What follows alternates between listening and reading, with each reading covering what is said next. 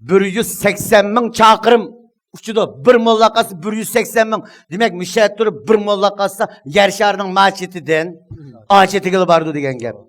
Yani bir ügetken ünür nimo 72 yıl özgürüş. Bunu mındakıl düşensek bulamdı. İştepeş keçişini ügetti.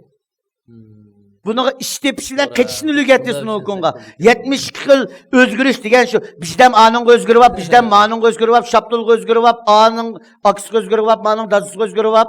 İş tapıdı kalın ünerdim bizim ügetti. Eğer iş çıkarıp koyup bir mollak bilen 180 kaçıdı kalın ünerdim ügetti. Bununla edem buluş, edep, ahlak, medeniyet, ya bir xat izishni, ya kitap okuşunu ügetmişçi mi abi? İşte bir bilen keçişini ülkü koydu. Ben şunlaşka bu en sırlık evliyanıkin deymen ki şu klasik edebiyattaki. Sunukun bu işki üneni ügünüp kәgendin ken mana resmi cahankezlik hayatı kir. Loda oldu bu ço.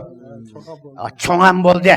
Sayvanın lodası degende aylı vaqt kichik vaqtlarimizda palanchi o mavu degende bu aş Gülşen takka lodalı oldu. Endi bu cahankezlik degende yalnız atның çıngı çıkmaz degende bu yalnız loda olamayçı. Loda degenin bir neçe loda ağinisi oldu. Sayvaqdan tensen çügü vasıl aldığı çıkıdığan. Men de bununki endi şun deyimiz. Şun deydim bir skamda bununla. Mağıq nomağılı mangantiki şasın.